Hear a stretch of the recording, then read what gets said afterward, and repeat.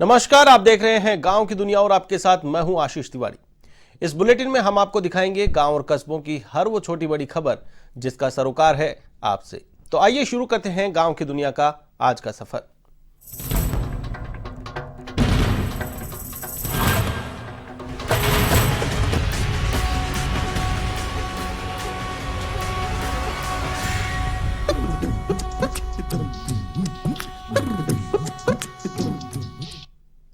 राज्य स्तरीय Covid vaccination कार्यक्रम के आगाज के साथ ही प्रदेश के सभी जिलों में कोरोना टीकाकरण शुरू हो गया है। ऐसे में सभी सेंटर्स पर टीका लगाया गया। आप देख सकते हैं सीकर, प्रतापगढ़, करौली, श्रीकरणपुर, रायसिंह नगर और जालोर के टीकाकरण कार्यक्रम की तस्वीरें। 6 अलग अलग स्थानों की तस्वीरें आप अपने टीवी स्क्रीन पर देख पा रहे हैं। भीलवाड़ा, प्रतापगढ़, करौली, श्रीकरणपुर, रायसिंह नगर और जालोर की तस्वीरें, जहां पर कोरोना वैक्सीनेशन की प्रक्रिया शुरू कर दी गई है। लोगों ने उत्साह के साथ इसका स्वागत किया है।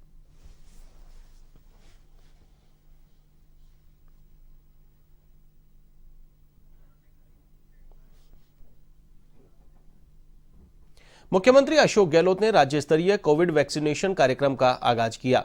इसके साथ ही सभी जिलों में कोरोना टीकाकरण शुरू हो गया है। ऐसे में सभी सेंटर्स पर टीका लगाया गया। आप देख सकते हैं भीलवाड़ा, पिडावा, शिवगंज, मेड़ता, मकराना और बानसूर के टीकाकरण कार्यक्रम की तस्वीरें, जहां पर लोगों को कोरोना की वैक्सीन लगाई जा रही है। वैक्सीनेशन को लेकर ड्राई रन चला, जिसके बाद अब वैक्सीन लगाई जा रही है। जिस प्रकार के प्रोटोकॉल तय किए गए थे उसी अनुसार, उन्हीं नियमों के अनुसार वैक्सीनेशन की प्रक्रिया शुरू हो चुकी है।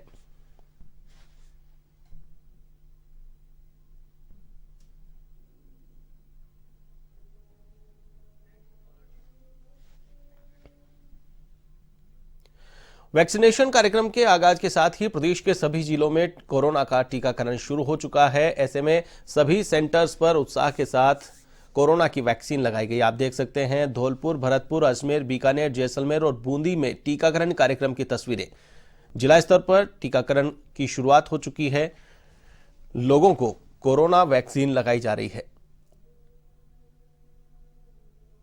2020 में कोरोना की दहशत के बीच अब 2021 में राहत की खबर। वैक्सीनेशन की प्रक्रिया शुरू हो चुकी है। वैक्सीन का बेसब्री से इंतजार था और वो क्षण आ चुका है जिस क्षण की प्रतीक्षा पूरी दुनिया में की जा रही थी। भारत देश में बेसब्री से कोरोना वैक्सीन का इंतजार था और वो इंतजार पूरा हुआ। वैक्सीनेशन कार्यक्रम का आगाज हो चुका है।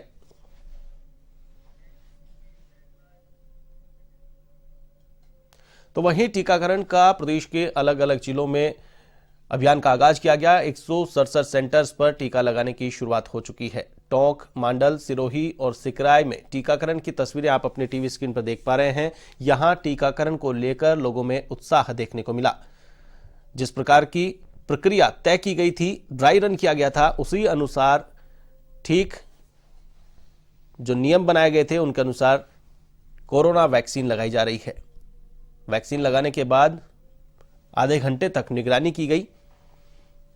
वैक्सीनेशन सेंटर की तस्वीरें आप अपने टीवी स्क्रीन पर देख पा रहे हैं। कोरोना के टीकाकरण की शुरुआत के चलते सभी सेंटर्स पर टीका लगाया जा रहा है। आप देख सकते हैं कोटा, सीकर, भीलवाड़ा, मांडलगढ़ और जोधपुर के टीकाकरण कार्यक्रम की तस्वीरें, जहां पर उत्साह के साथ कोरोना की वैक्सीन लगाई जा रही है। तो वहीं लोगों में उमंग देखी जा रही है। कोरोना की दहशत से मुक्ति की एक झलक देखी जा रही है।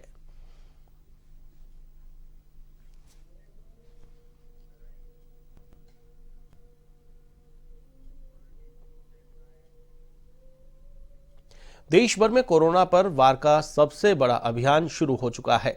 वहीं 12 के शाबाद में भी कोरोना टीकाकरण का शुभारंभ किया गया। इस दौरान केलवाड़ा चिकित्सालय में कोरोना वैक्सीनेशन की शुरुआत की गई। वहीं हेल्थ वर्कर्स को कोरोना के टीके लगाए गए।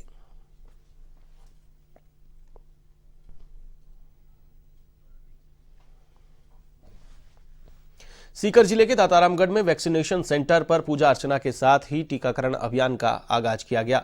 दाता सीएससी में वरिष्ठ चिकित्सक राधेश्याम जांगिड़ ने पहला टीका लगवाया। इसके साथ ही अन्य चिकित्सकों को भी कोरोना का टीका लगाया गया।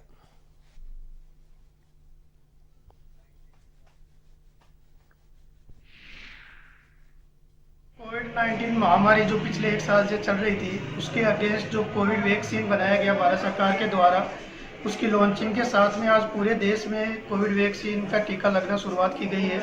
जिसमें राजस्थान के सीकर जिले में 4 साइटें थी जहां पे ये टीकाकरण होना था, जिसमें से एक है दाता सीएससी।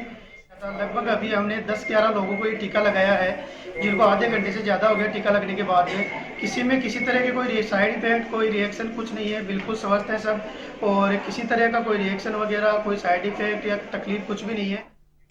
खबर दौसा के सिकराय से है, जहां राज्य मंत्री ममता भूपेश ने देवरी नवीन पंचायत भवन का शिलान्यास किया। इस दौरान ग्रामवासियों ने मंत्री भूपेश का माला और शॉल ओढ़ाकर भव्य स्वागत किया। मंत्री ने कहा कि सिकराय विधानसभा क्षेत्र में विकास की कोई कमी नहीं आने दी जाएगी। सरकार की हर योजना का लाभ दिलाने की बात कही। इस मौके पर मंत्री भूपेश ने कृषि कानूनों को लेकर केंद्र सरकार पर निशाना साधा और कहा कि किसानों के ऊपर जबरन कृषि बिलों को थोपा जा रहा है। तो वहीं दौसा में एसीबी की कार्रवाई को लेकर कहा कि ऐसे भ्रष्ट अफसरों को सलाखों के पीछे भेजकर राजस्थान को भय और भ्रष्टाचार मुक्त करने की बात कही।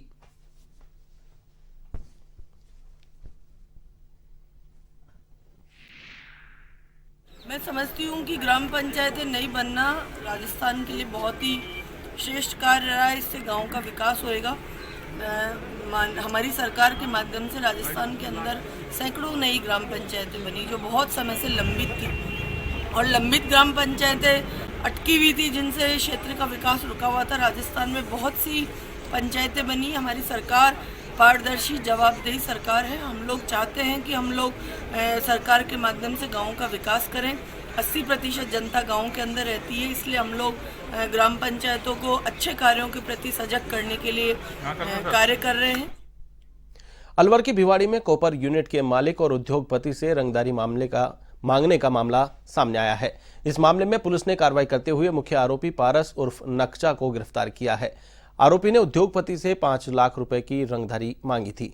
इस पर यूआईटी थाना पुलिस ने आरोपी को धर दबोचा है। आपको बता दें कि आरोपी पारस के खिलाफ लगभग 19 मामले दर्ज हैं। इधर उद्योगपति प्रमोद चंद ने पुलिस को बताया कि आरोपी ने उससे 5 लाख की रंगदारी मांगी। रंगदारी की डिमांड को अनदेखा करने पर उद्योगपति का फैक्ट्री से घर लौटने पर रास्ते में पीछा किया था और 2 गाड़ियां उनके वाहन के पीछे लगाई गई, जिनमें हथियार लहराते हुए 5 लाख की रंगदारी की मांग की गई।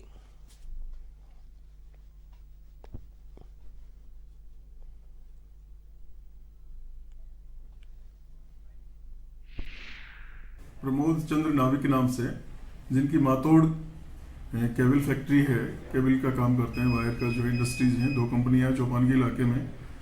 उन्होंने रिपोर्ट दर्ज करवाई थी कि पारस उर्फ नक्चा, हमारे इलाके का एचएस है, वो उनको धमकी दे करके 5 लाख रुपए की डिमांड कर रहा है। और 4-5 दिन पहले भी डिमांड करी, महीने भर पहले भी डिमांड करी, और कल जो है उसको प्रेसिडेंसी स्कूल के सामने रोक लिया और जो है डराया धमकाया और ये कहा कि 5 लाख रुपए नहीं दिए तो मैं गोली मार दूंगा। कितने लोग थे इसके साथ? ये बताने इसके साथ 2 लोग थे, और फिर इस पर मुकदमा दर्ज किया गया और पारस उर्फ निक्चा को उसी टाइम 2 घंटे बाद डिटेन कर लिया गया था। लंबी पूछताछ। जालोर के भीनमाल उपकारागृह परिसर से मुख्य गेट पर अज्ञात बदमाशों की ओर से फायरिंग करने का मामला सामने आया है। वहीं इस दौरान हुई झड़प में एक संतरी को मामूली चोट भी आई है। बताया जा रहा है कि बदमाश अपने साथी को छुड़ाने के मकसद से आए थे। इस दौरान बदमाशों ने विद्युत सप्लाई बंद कर दी और अंदर घुसने की कोशिश की, लेकिन संतरी की सजगता से बदमाश अंदर नहीं घुस पाए और फायरिंग की। इधर फायरिंग की सूचना पाकर मौके पर पहुंचे आला अधिकारियों ने पूरे मामले की जानकारी ली। फिलहाल पुलिस पूरे घटनाक्रम की छानबीन में जुट गई है।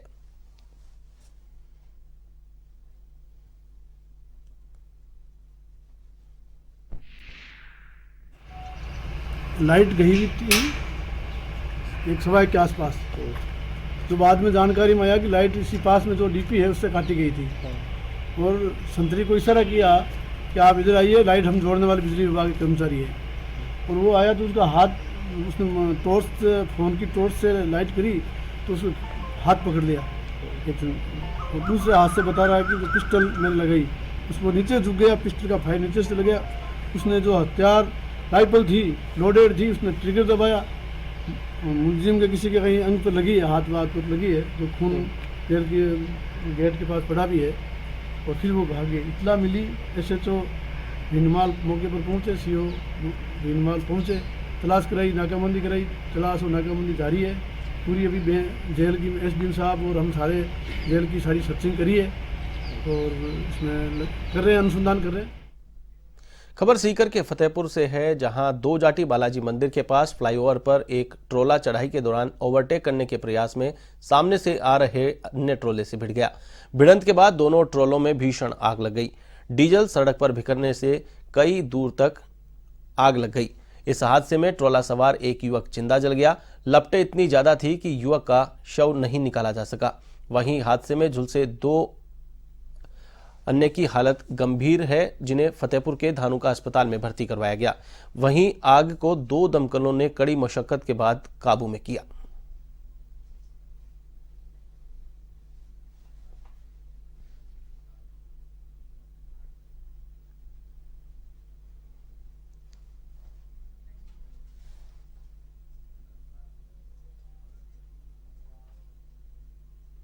खबर सीकर के लक्ष्मणगढ़ से है, जहां एक पुरानी हवेली में नरकंकाल मिलने पर इलाके में सनसनी फैल गई। नरकंकाल मिलने की सूचना के बाद पुलिस प्रशासन ने मौके पर पहुंचकर पूरे घटनाक्रम की जानकारी ली। लक्ष्मणगढ़ पुलिस उपाधीक्षक श्रवण कुमार झारेड ने बताया कि वार्ड नंबर 6 में रामअवतार बेड़िया की हवेली में रस्सी से लटका एक नरकंकाल मिला है। वहीं एफएसएल टीम को मौके पर बुलाकर साक्ष्य जुटाया गया है। फिलहाल पुलिस पूरे मामले की पड़ताल में जुटी है।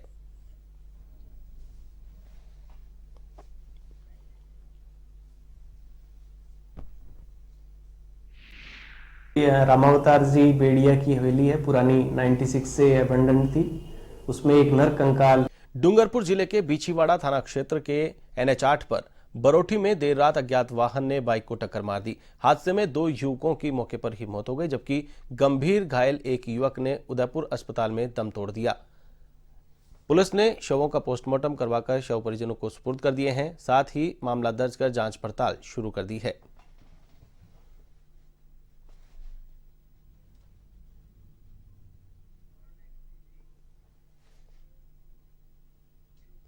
खबर अलवर के बहरोड से है, जहां दुघेड़ा गांव के पास नेशनल हाईवे 48 पर घने कोहरे के चलते करीब आधा दर्जन वाहनों में जबरदस्त टक्कर हो गई। इस हादसे में बस सवार एक दर्जन से अधिक यात्री घायल हो गए। वहीं कई वाहन क्षतिग्रस्त हो गए। गनीमत ये रही कि इस हादसे में किसी प्रकार की कोई जनहानि नहीं हुई। इधर हादसे की सूचना पाकर मौके पर पहुंची हाईवे पेट्रोलिंग टीम ने वाहनों को साइड में करवाकर यातायात को सुचारू करवाया।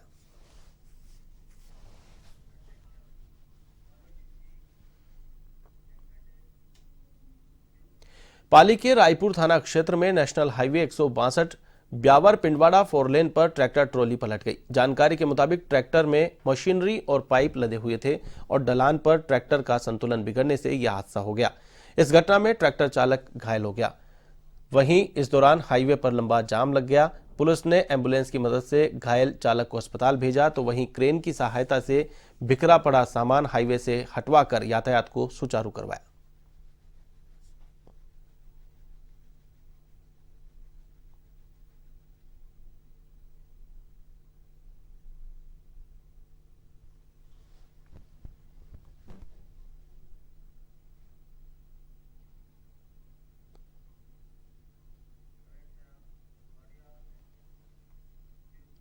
खबर बारां के लक्ष्मीपुरा और चांचौड़ा गांव से है, जहां आबकारी विभाग और पुलिस ने अवैध कच्ची शराब बनाने वालों के खिलाफ बड़ी कार्रवाई को अंजाम दिया है। जिला आबकारी अधिकारी तपेश चंद जैन के नेतृत्व में पुलिस ने कच्ची शराब बनाने वाली करीब 20 भट्टियों को नष्ट करवाया है। साथ ही करीब 17,000 लीटर वॉश को भी नष्ट करवाया गया है और करीब 112 लीटर हथकड़ शराब को भी जब्त किया गया है, लेकिन हथकड़ शराब बनाने वाले मौके से फरार हो गए।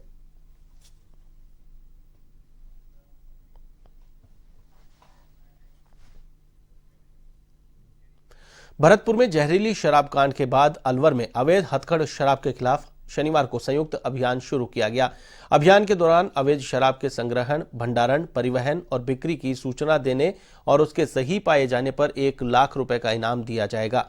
जिला आबकारी अधिकारी बनवारी लाल सिंसिनवार ने बताया कि सरकार के निर्देशानुसार अवैध शराब के खिलाफ जिले में अभियान चलाया जा रहा है।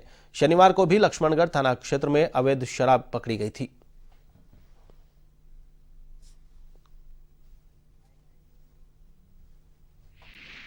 और आज से माननीय CS महोदय के निर्देशानुसार दोबारा से एक अभियान चलाया गया है 15 दिन का, जिसमें हमने व्यवस्था की है कि हमारे ऑफिस में एक कंट्रोल रूम बनाया है जो 8 से 8 शाम को कोई भी व्यक्ति सूचना दे सकता है। आज भी सुबह सुबह लक्ष्मणगढ़ थाना क्षेत्र में एक पिकअप पकड़ी है जिसमें 220 पेटी के आसपास देसी दारू थी और उसमें एक अभियुक्त को भी गिरफ्तार किया है और लगातार कार्रवाई जारी है।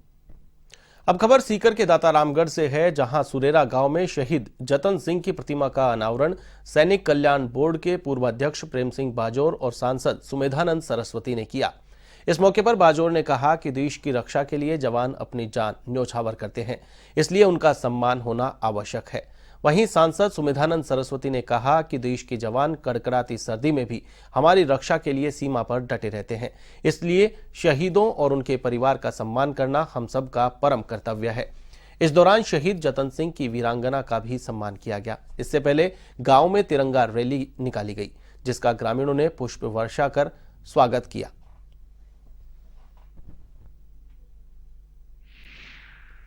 1962 की लड़ाई में शहीद हुए शहीद जतन सिंह जी की मूर्ति का अनावरण किया। हमारे देश में देश की सीमाओं पर लाखों शहीदों ने अपनी जवानियां दी हैं और 1962 की परिस्थितियां वर्तमान से कुछ अलग थी, हटकर के थी। चीन के पास बहुत बड़े संसाधन थे, हमारे सैनिकों के पास बहुत कम साधन थे। इसके बावजूद भी जिस बहादुरी के साथ में हमारे सैनिकों ने चीन का मुकाबला किया और भारत की ताकत दिखाई, ऐसे शहीदों को नमन करते हैं। और जतन सिंह जी की उम्र केवल 20 साल थी। आप अनुमान लगा सकते हैं कि 20 साल की उम्र में एक नौजवान देश के काम आता है, उसके परिजनों के साथ क्या बीती होगी। लेकिन उनके पिता, उनकी माँ, उनकी पत्नी, उन्होंने भी देश के प्रति प्रेम और स्नेह दिखाया। श्रीगंगानगर के अनूपगढ़ में जालोर से स्थानांतरित होकर आए डीवाईएसपी जयदेव सियाग ने पदभार ग्रहण कर लिया है। इस दौरान उन्होंने कहा कि अनूपगढ़ सर्किल में 35% फाइलें पेंडिंग पड़ी हैं। सर्वप्रथम उन फाइलों का निस्तारण किया जाएगा। साथ ही थाने में आने वाले परिवादियों की फरियाद प्रमुखता से सुनी जाएगी। इसके लिए सभी थानाधिकारी और बीट कांस्टेबल्स को निर्देश दिए गए हैं। अगर परिवादियों की सुनवाई थाने में नहीं होती है तो वे उनके पास भी फरियाद लेकर आ सकते हैं। इस दौरान जयदेव सियाग से A1 टीवी संवाददाता मलकीत ने की खास बातचीत। हमारे साथ नव पद स्थापित जयदेव सियाग, आइए इनसे बातचीत करते हैं। सर, अनूपगढ़ के अंदर आप पद ग्रहण किया, तो इसके अनूपगढ़ में क्या प्राथमिकताएं रहेंगी आपकी? अनूपगढ़ में मैंने ज्वाइन करने के बाद सबसे पहले यहाँ पेंडेंसी मुकदमों की ज़्यादा है, तो उन मुकदमों को त्वरित रूप से निस्तारण करवाया जाएगा। उसके बाद में शांति व्यवस्था बनाए रखते हुए यहाँ जो नशे का ज़्यादा कारोबार चल रहा है, जहाँ तक सुनने मिला है, उस पर नकेल कसने का प्रयास किए जाएंगे। सर, अमूमन लोगों की ये शिकायत रहती है, परिवादियों की शिकायत रहती है कि पुलिस जो है सुनवाई नहीं करती है, कार्रवाई नहीं करती है, इसके लिए क्या प्रयास रहेंगे? मैंने मेरे सारे थानाधिकारियों को स्पष्ट रूप से आदेश दे दिए हैं कि किसी भी परिवादी को इस प्रकार से हल्के में नहीं लेंगे। हर परिवादी को अच्छी तरीके से सुना जाएगा, ताकि परिवादियों को जितना ज़्यादा तरीके से, सही तरीके से सुना जाएगा, वो सीधे न्यायालय में नहीं जाकर के हमारे पुलिस के पास आएंगे और पुलिस के प्रति उनके विश्वास बढ़ेगा। अगर सर थानाधिकारी को सुनवाई नहीं करते हैं तो जो परिवादी आपके पास फरियाद लेके आ सकता है? बिल्कुल, जो स्पष्ट आदेश वो भी मैंने बीट कांस्टेबल को बता दिया है कि, और यहाँ मैंने मीडिया के माध्यम से बताना चाहूँगा, जो भी परिवादी यदि थाने में उनको कोई सही जवाब नहीं मिलता है तो निश्चित रूप से बेझिझक कभी भी मेरे ऑफिस में आ सकते हैं। तो ये थे नए पद स्थापित डीवाईएसपी जयदेव सिंह, जिन्होंने बताया कि जो हैं वो शहर में शांति व्यवस्था बनाए रखना, नशे पर नकेल कसना, और जो थानाधिकारी हैं उनको स्पष्ट निर्देश दिए गए परिवादियों को जो है सुनवाई प्राथमिकता से करें। अगर नहीं सुनवाई होती है तो वो अपनी फरियाद लेके इनके पास भी आ सकते हैं। कैमरामैन रवदीप के साथ मलकीत सिंह, A1 टीवी, अनूपगढ़। खबर पाली के सुमेरपुर से है, जहां 30 ग्राम पंचायतों के सरपंचों के प्रतिनिधित्व करने वाले ब्लॉक सरपंच संघ का चुनाव संपन्न हुआ, जिसमें ढोला सरपंच मेघाराम परमार को अध्यक्ष घोषित किया गया। निर्वाचन के बाद समर्थक सरपंचों ने उनका माला पहनाकर स्वागत सम्मान किया। आपको बता दें कि मतदान में 30 में से 28 सरपंचों ने भाग लिया। मतदान के बाद मतगणना शुरू हुई, जिसमें पुष्पा देवी को 3, महेंद्र सिंह मेवाड़ा को 6, मेघाराम परमार को 8, रमणीक त्रिवेदी को 6 और शंभूराम मीना को 5 मत प्राप्त हुए। जिसके बाद निर्वाचन अधिकारी ने ढोला सरपंच मेघाराम परमार को सरपंच संघ अध्यक्ष पद के लिए निर्वाचित घोषित किया और विकास अधिकारी तनुराम राठौड़ ने पद एवं गोपनीयता की शपथ दिलाते हुए निर्वाचन प्रमाण पत्र सौंपा।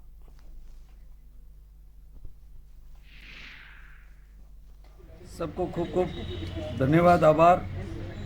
इलेक्शन एकदम शांतिपूर्ण ढंग से हुआ है।